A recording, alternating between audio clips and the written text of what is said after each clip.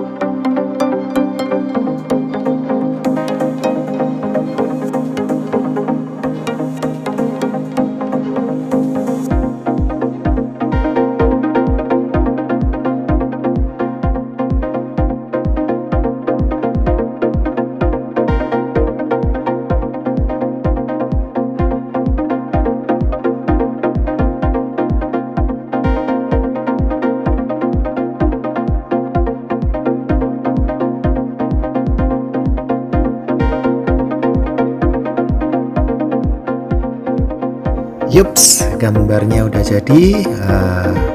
Demikian mungkin bisa teman-teman coba.